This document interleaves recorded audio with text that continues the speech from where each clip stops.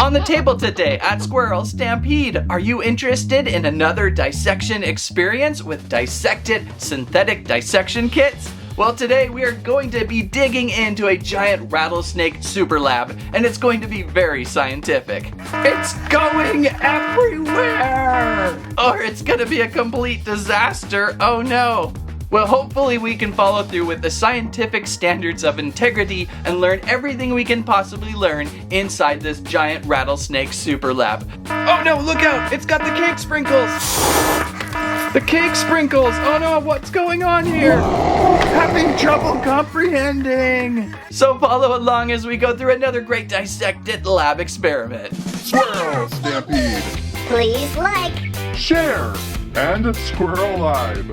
This is the Dissect It synthetic dissection kit. Discover one of 3 skeletons in the stomach of a giant rattlesnake. Well, that's disgusting. Or just incredibly scientific. This could easily be the best Dissect It experiment yet. It's so huge. Lots of things going on with this one. Over on the back of the box, we're gonna learn about snakes and how to dissect them. And it's a dissection within a dissection, as we're going to look inside these stomach contents and discover one out of these 3 poor souls, either a salamander, mouse, or bird. By the way, our Sally squirrel is still doing pretty well after all these years. Maybe a little discoloration in that tail, but you know, the fact that we haven't lost pieces and parts is pretty impressive as it gets around the studio pretty well quickly at night. As well as Mr. Dissection Hands here. This guy's always handing around the studio at night. So yeah, this is a pretty packed Dissect It Lab synthetic dissection kit this time around, with lots of snake-orific facts. Well now, shall we dissect the box? This might take all day. Let me just assist with you there, thing. I think I can just slice open from the top. Dissecting the dissecting kit, always my favorite. Back to the bulk of this kit, it is so heavy.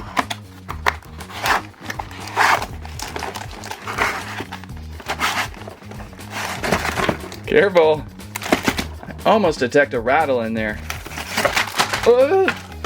And so lots of things of importance included inside the kit. Of course, the giant snake dissected right there center stage. Some tools to help dissect it. We've got a redo experiment. If you'd like to do your snake twice, you can set it up and do it again. So some powder to rebuild your snake.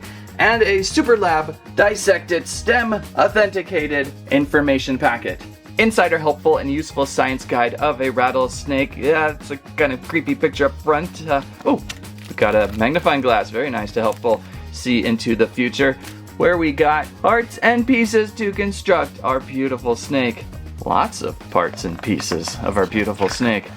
And then some bio background, some interesting facts and features of your favorite friend, the rattlesnake, who is in my country if I were to take a walk out into the hills of yore in the summertime, more likely. I could easily encounter one of these, so I have to be careful. All right, to begin our dissection experience, here we go. Firstly, let's remove the protective packaging shell by just simply flipping over our snake and removing the yummy jello mold seal.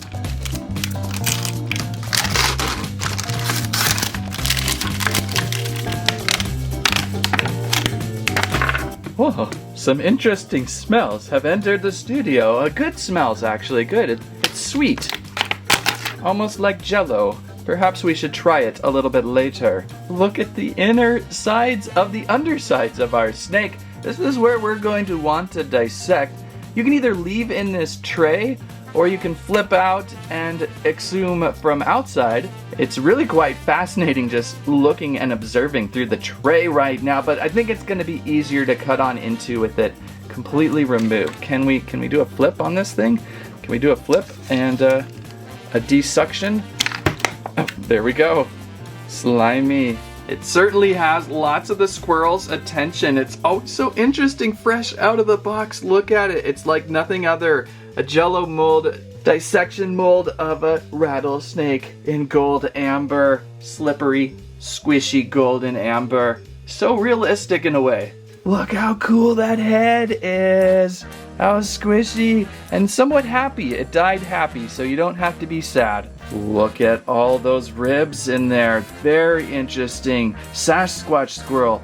has come from the forest just to experience today. Supposedly, there's an actual rattle tail with rattling involved too. I don't hear it yet, it's probably encased in slime. It's seriously though, one of the coolest model kits I've seen. I almost do not want to, but I suppose we could always rebuild our snake with the refill mix kit included. So in science, if you wish to dissect, you've got to go through the underbelly. Although it's almost like this is upside down in a way. Can you give us some space, Mr. Hand? Had they made the mold the reverse, then it might have been flat on the back and not flat on the bottom of the snake, because when we flip this over, it's gonna sit kind of funny. And now we can really peer in and see all the different parts and pieces of our snake, starting up with his head and venomous teeth, following down the food and windpipes to the heart, around the corner to the liver, and through the stomach to discover what will be one of 3 possible discoveries. Then on over to my favorite gallbladder and spleen, then on to his gentleman parts, then to the kidneys, and finally the exit point of food, plus that rattle in the back. So lots to do and see inside this snake.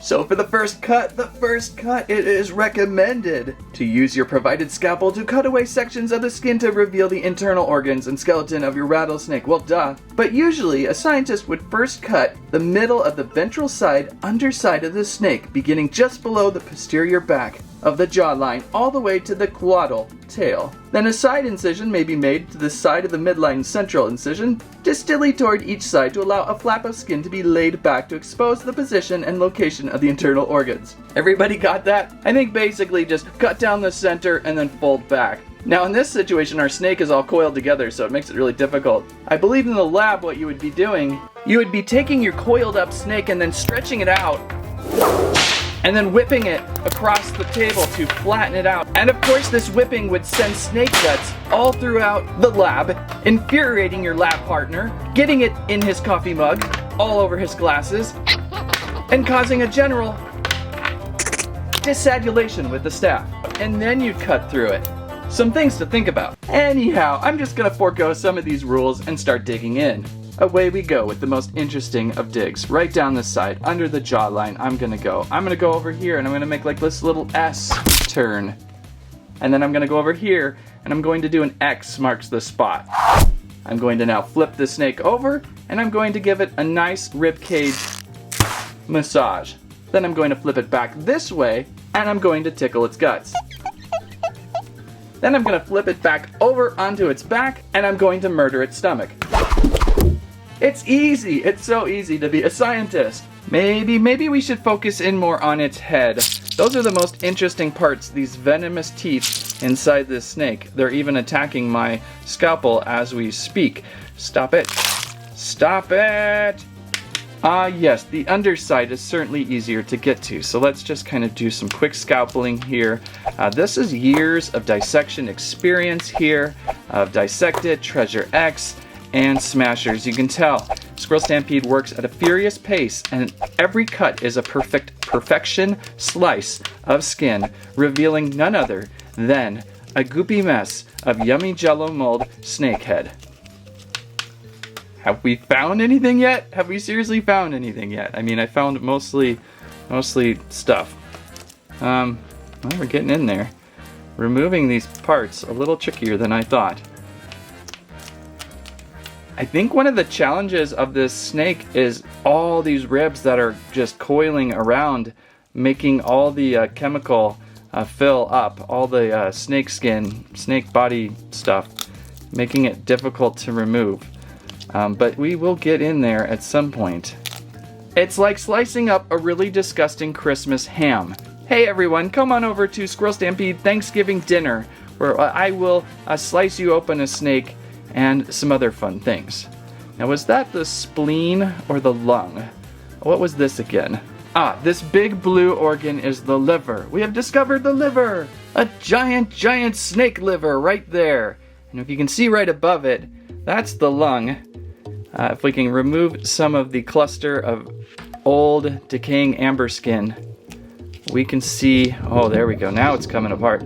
There's its large right lung. Interesting that a snake has one really big lung one really big lung coiling along the spine there, and then one tiny lung. I'm trying to figure out how that works. Like if you're at the gym or on the playground and you're running around really fast, what does that little lung do compared to the big lung? How does that work? Oh, and there's the heart.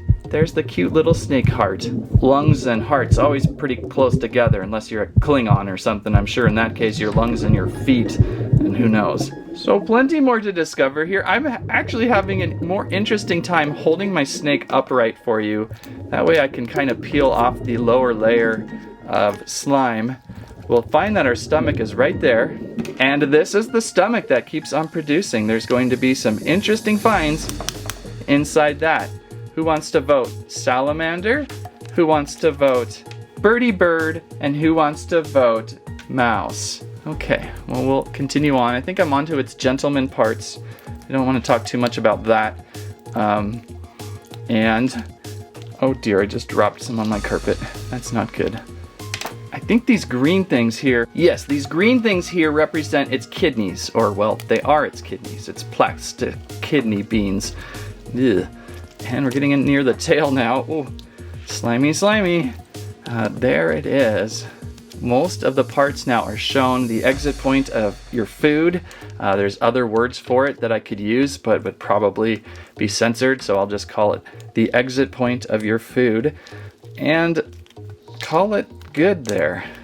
Oh, it has such a sweet, sweet smell. You know, last time when it was the T-Rex dissection kit, it was almost like a pumpkin pie consistency. This time, a very lemony jello. I mean, it can't be edible, right? I've learned this lesson so many times, but seem to have forgotten. Well, I don't have any frosting today, but I do have some yummy cake sprinkles.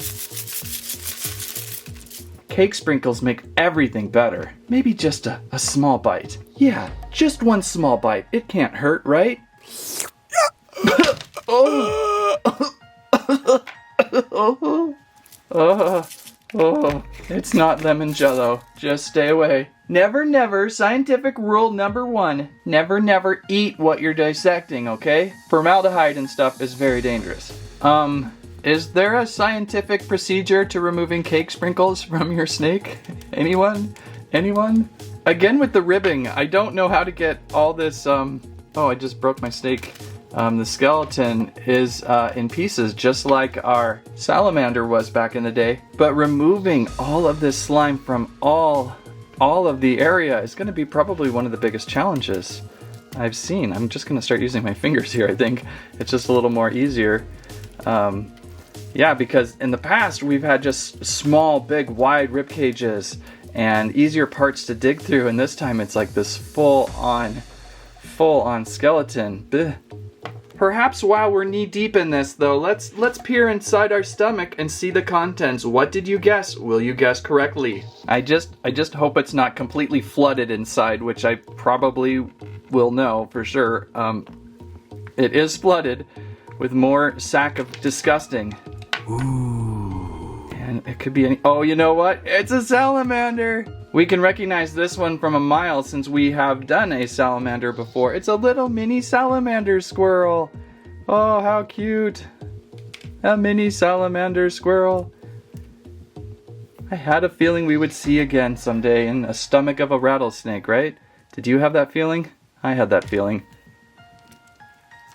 Now this guy doesn't seem to have his organs like our other dissected salamander. This is just the skeleton remain, as the snake has pretty much absorbed everything that was inside this salamander squirrel, sadly. And there it goes. Very cool. What a surprise find. What a surprise find. And then we can empty out the stomach contents really easily. And once again, Squirrelstampede destroys his table. I'm gonna have to be extra careful now to make sure things don't just splash around. No, wait, hand, no! Thing, stop! Oh, stop it, thing, no! Ah! It's going everywhere! Disaster! Disaster! Oh, the humanity! Oh no! Oh, the table! Yuck! Get back, I say! Get back! Lesson number 2, or is this 3? Do not dissect a snake with a mechanical hand with a mind of its own. Well. Yeah. Can I just yeah. It makes kind of a cool sound.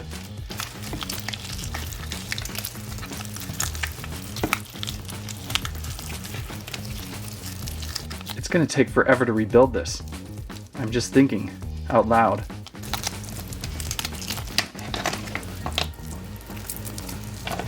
So what I think I'll do is I'll take my various pieces. So here's our center back spine. I have no idea anymore. This is our medium back spine. This is our tail. Can we hear anything yet in the tail? Oh, I don't think there's any, like, I thought maybe there would be like little pieces of rice or sand inside, beads, but it's actually more of like a pieced together shell system that once cleaned out we'll be able to make a rattle noise. So stay tuned for that. We'll pull that down. Here's its head. Bah, yikes. Oh boy.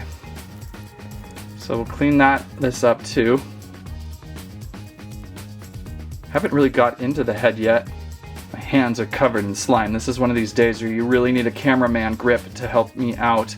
And it's all just me and squirrels. Look at those fangs. Yeah.